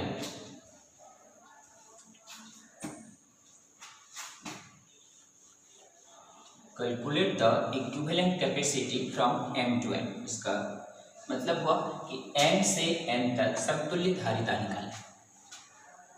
देखो भाई फिगर,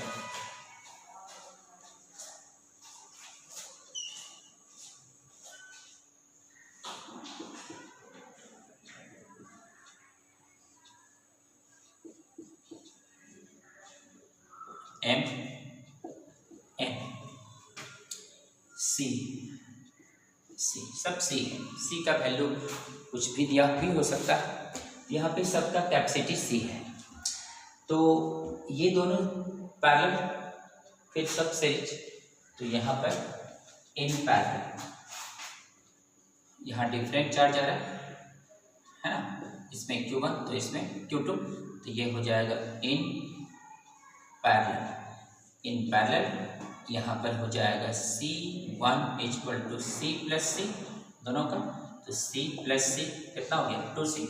अब इसका फ्रेश फिगर बना लेंगे, तो फ्रेश फिगर बनाकर फिर इसका मान हम लोग निकाल सकते हैं।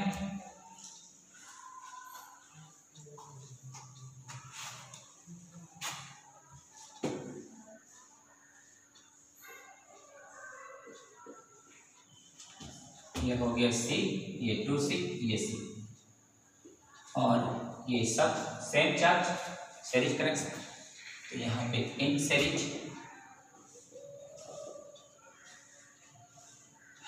1/CS = 1/C 1/2C 1/C 1/C 1/C, ये हो गया 2/C और ये 1/2C।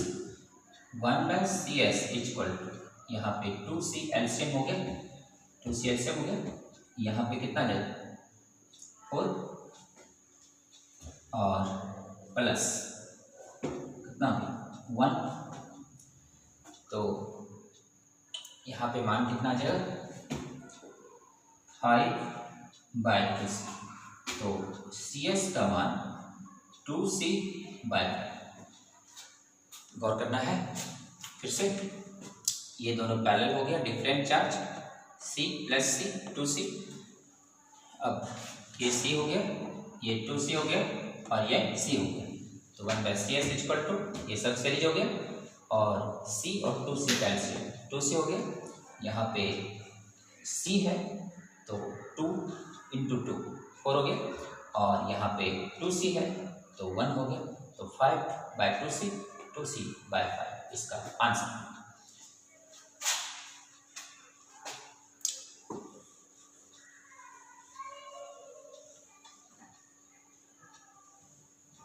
तो इस तरह का न्यूमेरिकल बनाने के लिए हमेशा ध्यान देना पड़ेगा किस पर, कौन सीरीज हो रहा है और कौन पैरेलल हो रहा है। सीरीज और पैरेलल कनेक्शन पर ध्यान देना पड़ता है। अब गौर करना है। नेक्स्ट क्वेश्चन नंबर है 30 नंबर क्वेश्चन में है calculate the equivalent capacity from A to B. देखो भाई, A to B equivalent capacity निकालना है।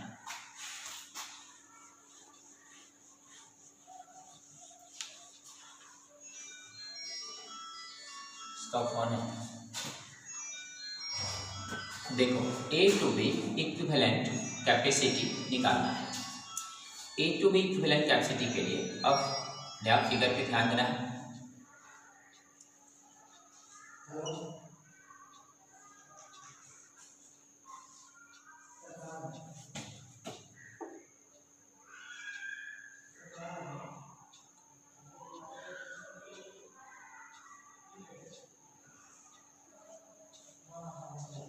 ए बी, देखो भाई इसके बीच का डिस्टेंस दिया हुआ है डी,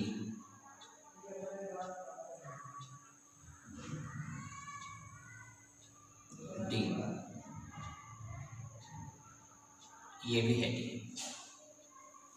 एक फिगर दिया हुआ है। तो यहाँ पर इस तरह का फिगर दिया हुआ है। हम लोगों को निकालना है कि चूंकि सभी प्लेट के बीच का जो डिस्टेंस है क्वेश्चन में डी है, बताना है ए टू बी कितना होगा इक्विवेलेंट कैपेसिटी। देखो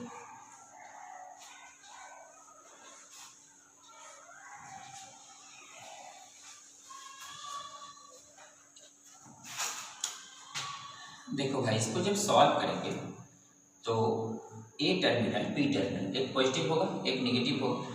तो यहाँ पर इस पर अगर पॉजिटिव चार्ज है तो इसके प्लेट पर नेगेटिव चार्ज होगा, और जब ये नेगेटिव चार्ज होगा तो यहाँ दो कंडेंसर बनेगा, एक प्लस माइनस से ये कंडेंसर, एक ये कंडेंसर। ये हो गया C1 कैपेसिटी मान लिए और इसका कैपेसिटी C2 मान लिए। ये बी है, इसको ये इस क्वेश्चन को ये सॉल्व कर रहे हैं। तो यहाँ पर ये ए है ये बी है।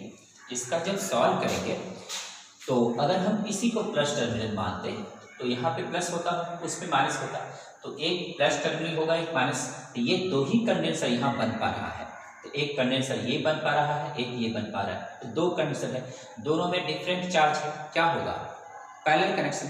तो यहाँ पे हम लोग लिख सकते हैं, हम इस तरह से फिगर बना सकते हैं इसका। ये हो जाएगा इस तरह C1 और ये C2, क्योंकि यहाँ पे डिफरेंट चार्ज है। तो यहाँ से अब लिख सकते हैं ये A और ये B, ये कंडेंसर बना इस दोनों प्लेट से और ये कंडेंसर बना इस दोनों प्लेट से। यहाँ पर इस तरह प्लस माइनस चार्ज है, इस तरह प्लस माइनस चार्ज है। तो हम लोग लिख सकते हैं इन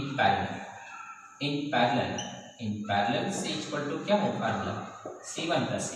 चूँकि ये पैरेलल प्लेट कैपेसिटर है, डिफरेंस दिया हुआ है, तो यहाँ पर अब हम लोग लिख सकते हैं A epsilon naught by D, इसका भी होगा A epsilon naught by D। तो इक्विवेलेंट कैपेसिटी कितना होगा 2A epsilon naught by D। इसका आंसर हो जाएगा A to B equivalent capacity निकल जाएगा 2A epsilon naught by D। तो ये सब एस सी वर्मा में भी होगा, और जो महत्वपूर्ण बुक्स है न्यूमेरिकल्स का उसमें इस तरह का न्यूमेरिकल्स होगा। तो गौर करना है, यहाँ पर A टू B जब हम लोग निकालेंगे तो यहाँ पर दो कंडेंसर बन रहा है, क्योंकि दो टर्मिनल डेवलप कर रहा है, दोनों में डिफरेंट चार्ज आ रहा है, इसलिए यहाँ पर पैरेलल कनेक्शन हो रहा है। तो यहाँ पे कैपेसिटी पैरेलल प्लेट कंडेंसर का बताया कि A epsilon naught by D होता है। तो यहाँ पे इसका भी उतना ही होगा क्योंकि डिस्टेंस इक्वल है। तो यहाँ पे 2A epsilon naught by D इसका आंसर हो जाएगा।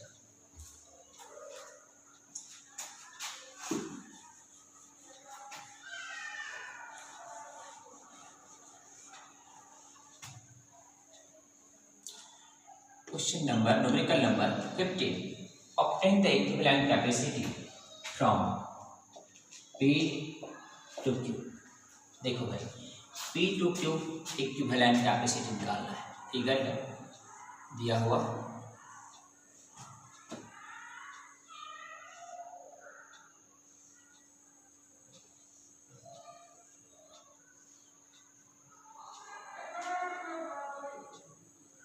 P Q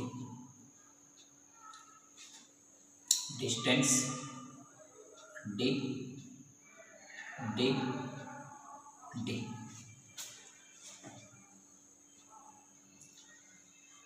देखो भाई तो पीछे वाला जो न्यूमेरिकल था उस न्यूमेरिकल से ये न्यूमेरिकल डिफरेंट है।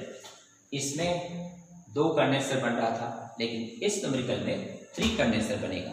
कैसे बनेगा देखो, जब इसको हम लोग सॉल्व करेंगे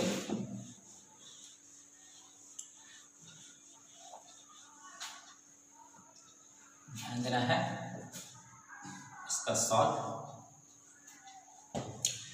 जब इसको हम लोग सॉल्व करेंगे तो यहां से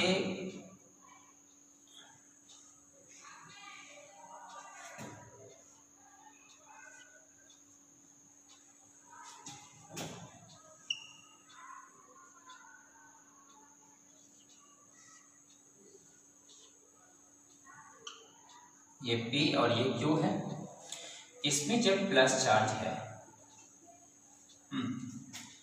तो इसमें माइनस चार्ज है, एक कंडेंसर बन गया। इसमें जब प्लस चार्ज है इसमें माइनस है, दूसरा कंडेंसर बन गया। और यहाँ माइनस का दिया माइनस होगा, और ये फिर तीसरा कंडेंसर बन गया। तो इस न्यूमेरिकल में 3 कंडेंसर बनेगा और पीछे वाले में 2 ही कंडेंसर बनेगा, क्योंकि उसका प्लेट इस तरह से इस दोनों के बीच में आ गया है और इसमें क्या है इस तरह से हो गया। ऐसा जब हो जाएगा तो यहाँ पे 3 कंडेंसर बनेगा, और जब इस तरह से आ रहा है तो वहाँ पे 2 ही कंडेंसर बन पा रहा है, तो यहाँ पे 3 कंडेंसर बनेगा। तो हम लोग अब इसका इक्विवेलेंट कैपेसिटी निकाल लेंगे।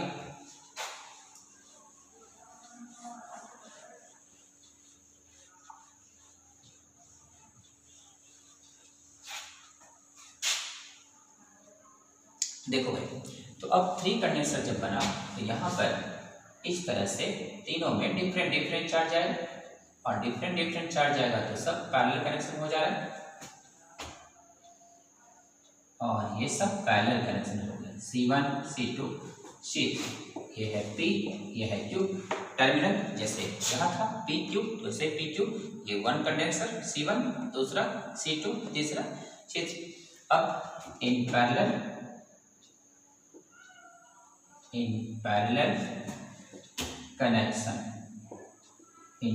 Connection C P equal to C1 plus C2 plus C3।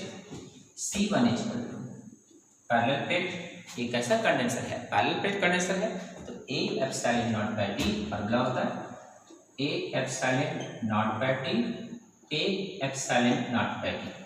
तो इक्विवेलेंट कैपेसिटी कितना हो जाएगा 3A epsilon naught by D। तो 3A epsilon naught by D इसका फार्मूला हो गया। तो हम लोग आज यहाँ तक न्यूमेरिकल को सॉल्व किया, क्वेश्चन नंबर 15 तक, और फिर अगले क्लास में पढ़ेंगे। इसके बाद करंट इलेक्ट्रिसिटी या तो ऑप्टिक्स स्टार्ट करेंगे हम लोग। हो सकता है कि अब 1-2 दिनों में लाइव क्लास चलेगा, और वो लाइव क्लास जो होगा एक निश्चित टाइम पर होगा, और उतने ही टाइम के लिए कोई भी स्टूडेंट जो है आगे का पढ़ाई कर पाएगा। तो अगर वो हो सकता है 1 घंटा या 1.5 घंटा या 2 घंटा का जो भी क्लास होगा वो लाइव स्ट्रीम में होगा, और उतनी ही देर तक वो ओपन रहेगा, पब्लिकली रहेगा, बाकी फिर पब्लिकली नहीं रहेगा वो। इसलिए गौर करना है, अपना चैनल को सब्सक्राइब रखना है, और उसके बाद सभी को इंडिविजुअली जो है वो नंबर सेंड कर दिया जाएगा, और उसके हिसाब से वो अपना जो है क्लास को फॉलो करेगा। और इस चैप्टर में न्यूमेरिकल्स अभी और भी है, अगले क्लास में फिर और बताएंगे, लेकिन अब 1-2 दिनों में हो सकता है कि लाइव क्लास एक निश्चित टाइम पे चलेगा, 2 बजे चल सकता है या शाम में 4 बजे से चल सकता है। इस तरह से देखते हैं, जो भी टाइम एडजस्टेबल होगा उस टाइम को हम लोग फॉलो करेंगे। और अब एक निश्चित समय तक ही आप यूट्यूब चैनल पर क्लास को फॉलो कर पाएंगे। ऐसा नहीं अभी जो था वो 24 आवर्स में जो कोई स्टूडेंट था कभी भी अपना खोल रहा है, कभी भी अपना लिख रहा है, लेकिन हर चीज़ का एक टाइम निर्धारित होना चाहिए और उस टाइम को मेंटेन करते हुए हम लोग एक निश्चित टाइम पर अब आगे बढ़ेंगे। और अगले क्लास में संभावना है 1-2 दिनों में हम लोग एक लाइव स्ट्रीम पर चलेंगे और उस चीज़ों को फॉलो करते हुए एक निश्चित टाइम पर ही वो क्लास आप फॉलो करेंगे। Thank you. बढ़ते हैं फिर अगले क्लास में। Thank you. थैंक्स।